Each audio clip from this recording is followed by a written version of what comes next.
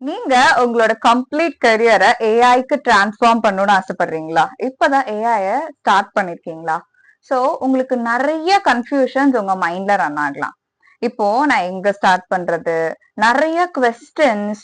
So start பண்ணும்போது ஒரு பயம், இது எல்லாமே உங்க மைண்ட்ல கண்டிப்பா இருக்கும். சோ உங்களுக்கு அந்த கன்ஃபியூஷன்ஸ் இருக்கா? நிறைய கொஸ்டின்ஸ் அன்ஆன்சர்டாவே இருக்கா? சோ உங்களோட எல்லா டவுட்ஸ்க்கும் எல்லா கன்ஃபியூஷன்ஸ்க்கும் ஆன கிளாரிட்டியா தான் இந்த வீடியோ இருக்க போகுது. பிகாஸ் உங்க மைண்ட்ல இருந்த எல்லா கொஸ்டின்ஸ்க்கும் நான் இந்த வீடியோல ஆன்சர் பண்ண போறேன். நீங்க பிகினரா இருந்தீங்க அப்படின்னா ஏஐல உங்களுக்கு இந்த வீடியோ ரொம்பவே ஹெல்ப்ஃபுல்லா இருக்க போகுது. ஸோ ஃபர்ஸ்ட் பிக்கெஸ்ட் கன்ஃபியூஷன் உங்க மைண்ட்ல இருக்கக்கூடியது, ஏஐனா என்ன? சிம்பிளா சொல்லணும் அப்படின்னா ஏஐனா ஒரு ஏஐ ஏஜென்ட் நினைச்சிருப்பீங்க, இல்ல நான் பார்க்கக்கூடிய சாட் ஜிபிடியா நினைச்சிருப்பீங்க, இல்ல ஜெமினை, இது எல்லாமே ஏஐ தான், இது மட்டும்தான் ஏஐ, இல்ல ஒரு ஏஐ ஏஜென்ட்டை பில்ட் பண்றதுதான் ஃபுல் ஏஐ அப்படின்னு நினைச்சிருப்போம். ஒரு பிகினரா அப்படிதான் எல்லாருமே மிஸ் அண்டர்ஸ்டாண்ட் பண்ணிட்டு இருக்காங்க. பட் இன் ரியாலிட்டி நம்மளுக்கே தெரியாம நம்மளை சுத்தி நிறைய ஏஐ ஒர்க் ஆகிட்டு இருக்கு. So let's try to understand what is AI. So what is it? நான் உங்களுக்கு ரொம்ப கிளியரா சொல்ல போறேன் what is AI. So listen very carefully. உங்ககிட்ட first of all I want to ask you one question. நீங்க ஜென்ரலா ஒரு மூவி பாக்குறதுக்கோ இல்ல சீரீஸ் பாக்குறதுக்கோ என்ன மாதிரியான அப்ளிகேஷன் யூஸ் பண்ணுவீங்க? Let's consider a common application. நீங்க ஒரு நெட்ஃபிளிக்ஸோ இல்ல ஹாட் ஸ்டாரோ பாக்குறீங்க. Let's keep that in mind. Okay, first ஸ்டெப்பா என்ன பண்ணுவீங்க? If you are using that application, what is the first step that you are going to do? உங்களோட மெயில் ஐடி. இப்ப நான் அந்த ஆப்பை இன்ஸ்டால் பண்ணிட்டேன். அடுத்த ஸ்டெப்பா உங்களோட மெயில் ஐடியோ இல்ல கான்டாக்ட் நம்பரோ கொடுப்பீங்க. So which means unique data, ஒரு யூசருக்குன்னு தனியா இருக்கக்கூடிய யூனிக் டேட்டாவை நீங்க அந்த அப்ளிகேஷன் கிட்ட கொடுக்குறீங்க. கரெக்டா? அடுத்த ஸ்டெப்ல என்ன பண்ணுவீங்க? உங்களுக்கு மட்டும் இருக்கக்கூடிய யூனிக் டேட்டாவை தவிர்த்து நீங்க யாரு, ஃபார் எக்ஸாம்பிள் மென்னா விமெனா, மேலா ஃபீமேலான்னு கேட்கும் இல்லையா? சோ மேலா ஃபீமேலா, அண்ட் தென் உங்களோட ஏஜ் என்ன, அண்ட் தென் நீங்க எந்த ஏரியால you are living, so are you from India or from which country, இந்த மாதிரியான ஒரு காமனான டேட்டாவை கொடுப்பீங்க. ஃபர்ஸ்ட் உங்களோட யூனிக் டேட்டாவை கொடுப்பீங்க, அடுத்து காமனான டேட்டாவை கொடுப்பீங்க. அடுத்த ஸ்டெப் என்ன? Absolutely it is going to be searching for the series or movies that you want to watch. கரெக்டா? நாங்க என்ன சீரீஸ் எனக்கு இன்ட்ரெஸ்ட் இருக்கோ, எது எனக்கு பிடிக்குதோ, எதை நான் பார்க்கணும்னு அப்ப நினைக்கிறேனோ அதை நான் சர்ச் பண்ணி பார்ப்பேன். Okay, and the day ended, அன்னைக்கு அந்த நாள் ஃபுல்லா கம்ப்ளீட் ஆயிடுச்சு. ஓகே, சாஃப்ட்வேர் ஒரு ஒன் டே கழிச்சோ இல்ல அடுத்த நாளோ வந்து நான் மறுபடியும் நெட்ஃபிளிக்ஸ் ஓபன் பண்றேன். That's where the magic happens. இப்ப நீங்க நோட்டீஸ் பண்ணி பார்த்தா உங்களுக்கு நிறைய மூவிஸும் சீரீஸும் சஜஸ்ட் ஆகும். மோஸ்ட் ஆஃப் த டைம் எனக்கு பிடிச்ச மூவிஸ் தான் சஜஸ்ட் ஆயிருக்கும், எனக்கு இன்ட்ரெஸ்ட் இருக்கிற மாதிரியான சீரீஸ் தான் சஜஸ்ட் ஆயிருக்கும். அதை நோட்டீஸ் பண்ணி பார்த்திருக்கீங்களா? So that is where AI is making a change. உங்களுக்கே தெரியாம. Let me explain how AI is working there. இப்போ உங்ககிட்ட டேட்டா எல்லாம் கலெக்ட் பண்ணாங்கல்ல, ஒரு பர்சனோட யூனிக் டேட்டா இருக்கு, அண்ட் தென் காமனான டேட்டா இருக்கு, உங்களோட ஏஜ் என்ன, நீங்க மேலா ஃபீமேலா, அந்த மாதிரியான டேட்டா இருக்கு. அண்ட் ஃபைனலி நீங்க இன்ட்ரெஸ்ட் கொடுத்துருக்கீங்க, எனக்கு எந்த மாதிரி மூவி பிடிக்கும்னு சர்ச் பண்ணிருக்கீங்க. ஸோ இதெல்லாம் பேஸ் பண்ணி இதே ஏரியால, ஃபார் எக்ஸாம்பிள் சென்னையில இருக்கவங்களோ இல்ல கோயம்புத்தூர்ல இருக்க ஒரு பர்சனோ, இந்த ஏஜ்ல இருக்க மென்னோ விமெனோ என்ன மாதிரியான மூவிஸ சர்ச் பண்ணி பாக்குறாங்க, அடுத்து இந்த மாதிரி சஜஷன்ஸ் கொடுக்கும்போது எதை கிளிக் பண்றாங்க அப்படின்றத பின்னாடி இருந்து ஒரு ஏஐ மாடல் கவனிச்சுக்கிட்டு இருக்கு. Okay, that is definitely not a human being. இல்ல ஒரு பர்சன் என்ன பாக்குறாங்கன்னு தேடி உங்களுக்கு சஜஷன்ஸ் கொடுத்துட்டு இருக்கா? கண்டிப்பா கிடையாது. டெஃபினட்டா அவங்க பில்ட் பண்ணி வச்ச அந்த இன்பில்ட் ஏஐ மாடல் உங்களுக்கு என்ன இன்ட்ரெஸ்ட் இருக்குன்றத அண்டர்ஸ்டாண்ட் பண்ணிக்கிட்டு தென் அத ஒரு டேட்டாவா எடுக்குது இல்ல, ஒரு இன்ஃபர்மேஷனா, பிசினஸ்க்கு தேவையான ஒரு இன்ஃபர்மேஷனா அந்த இடத்துல எடுத்தது இல்லையா? சோ அததான் வந்து நம்ம டேட்டா சயின்ஸ்னு சொல்லுவோம். சோ இப்போ அந்த ரா டேட்டா, நிறைய யூசரோட ஒரு டேட்டால இருந்து அந்த பிசினஸ்க்கு தேவையான டேட்டா, உங்களுக்கு என்ன மூவி பிடிக்கும்ன்ற அந்த இன்சைட் எடுத்தது இல்லையா, அததான் நம்ம டேட்டா சயின்ஸ்னு சொல்லுவோம். இப்போ அடுத்து நீங்க போய் பார்க்கும்போது நெட்ஃபிளிக்ஸ் ஓபன் பண்ணும்போது ஆட்டோமேட்டிக்கா சஜஷன் வந்தது இல்ல, somewhere the automation is also happening, right? அந்த ஆட்டோமேஷனை தான் நம்ம ஏஐன்னு சொல்லுவோம். சோ இது ரெண்டுக்கும் காமனா இருக்கக்கூடியது எம்எல் அல்காரிதம். சோ ஏஐனா சிம்பிளா சொல்லணும் அப்படின்னா டேட்டாவை அண்டர்ஸ்டாண்ட் பண்ணிக்கிட்டு அதுல இருந்து ஒரு பேட்டர்னை எடுத்து மோஸ்ட் ஆஃப் த டைம் ஒரு ஆட்டோமேஷன் பண்ணுவாங்க. So that is how generally AI works. AI is more about automation and intelligence to my mission. Next, career. இப்போ ஏஐல என்னென்ன கெரியர்லாம் இருக்கு, let's try to understand. Okay, ரொம்ப கிளியரா லிசன் பண்ணுங்க. ஃபர்ஸ்ட் கெரியர் பாத் வந்து AI engineer. நீங்க பிகினரா இருக்கீங்க அப்படின்னா இந்த கெரியரை பத்தி உங்களுக்கு ஒரு கிளாரிட்டியே இல்லாம இருக்கும். ஸோ இதுல நீங்க என்னெல்லாம் லேர்ன் பண்ணணும்னு நான் உங்களுக்கு சொல்றேன். இதுல உங்களோட மெயின் கோலே என்ன அப்படின்னா, ஒரு சாஃப்ட்வேர் இன்ஜினியர் தான். அவங்களோட ஒர்க் என்ன, ஜென்ரலா ஒரு அப்ளிகேஷனோ இல்ல வெப்சைட்டோ டெவலப் பண்ணுவாங்க. அதை தாண்டி ஏஐ இன்ஜினியரை நீங்க என்ன பண்ணுவீங்கன்னா அதுக்குள்ள ஆட்டோமேஷன். இப்ப என்னோட ஆப் எப்படி இன்டெலிஜென்ட்டா ஒர்க் பண்ணலாம், ஃபார் எக்ஸாம்பிள் நான் சொன்னா அதே நெட்ஃபிளிக்ஸ் எப்படி இன்டெலிஜென்ட்டா அப்படி சஜஷன்ஸ் கொடுக்குது. ஸோ அப்படி திங்க் பண்றதுதான் இந்த ஏஐ இன்ஜினியரோட ஒர்க்.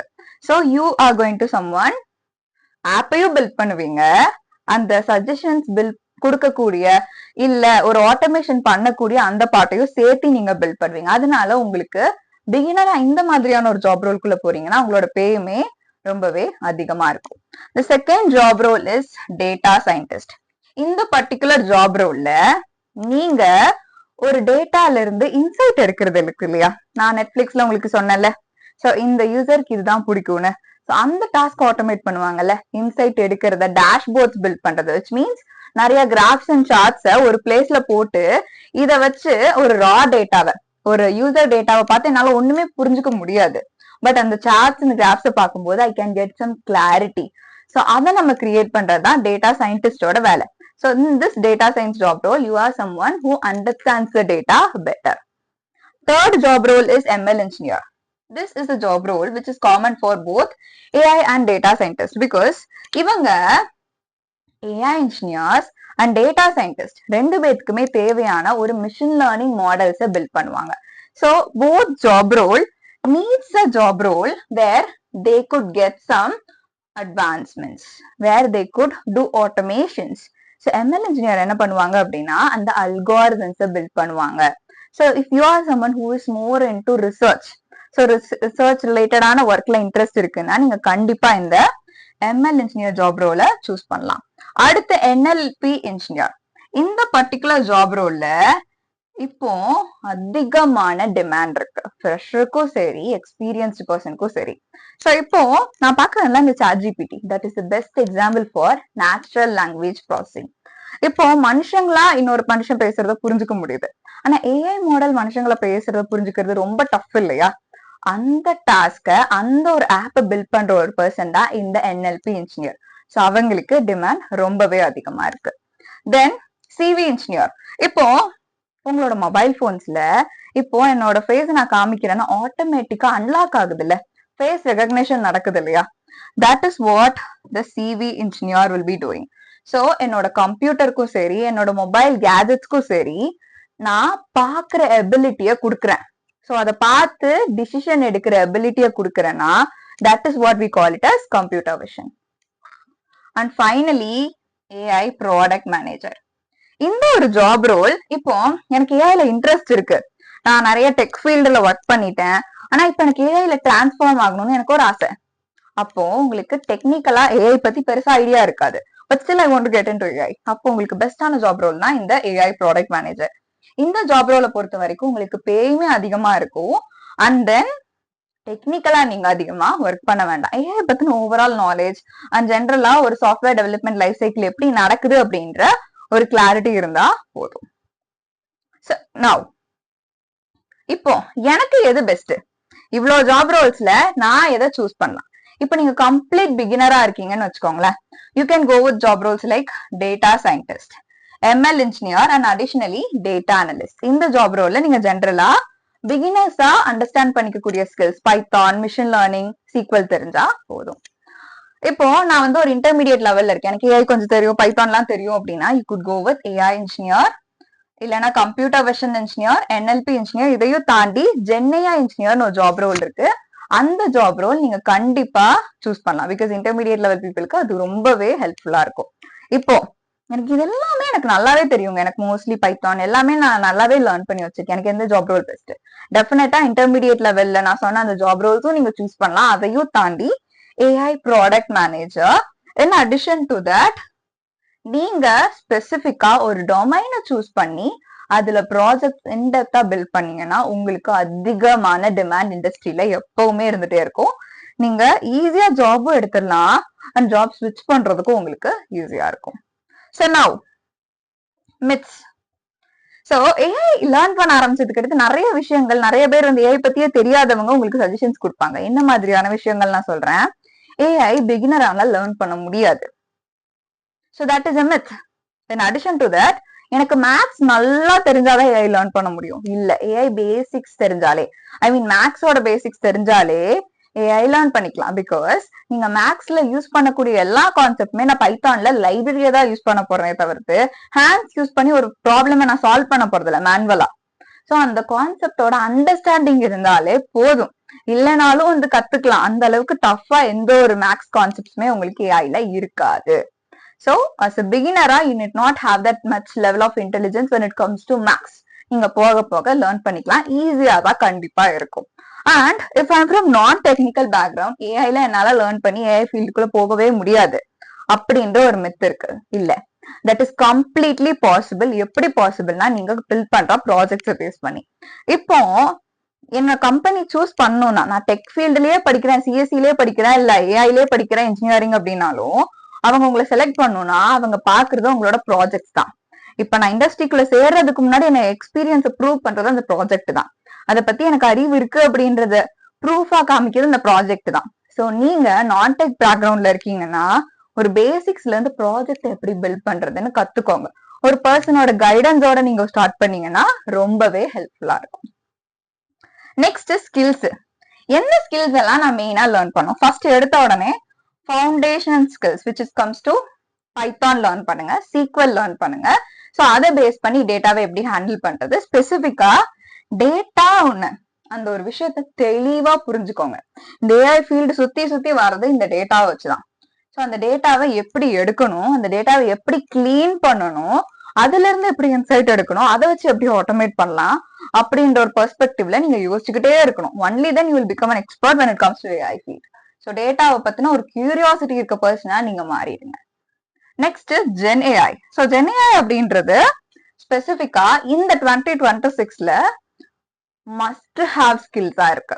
ஒரு ஜென் ஏஐ மாடலை எப்படி டெவலப் பண்றது, ChatGPT மாதிரி பெரிய மாடலை டெவலப் பண்ணலாலும் ஒரு குட்டி சாட் பாட்டை எப்படி டெவலப் பண்ணலாம், சோ அதுக்கு ஒரு கொஸ்டின் கேட்டா ஆன்சர் பண்றதுக்கு நான் இதை எப்படி ட்ரெயின் பண்ணலாம், அதை டெப்ளாய் பண்றதுக்கு வேற வேற வழி என்னெல்லாம் இருக்கு, சோ எல்லாமே எக்ஸ்ப்ளோர் பண்ணி கத்துக்கோங்க. அதுல ஸ்பெசிபிக்கா ராக்.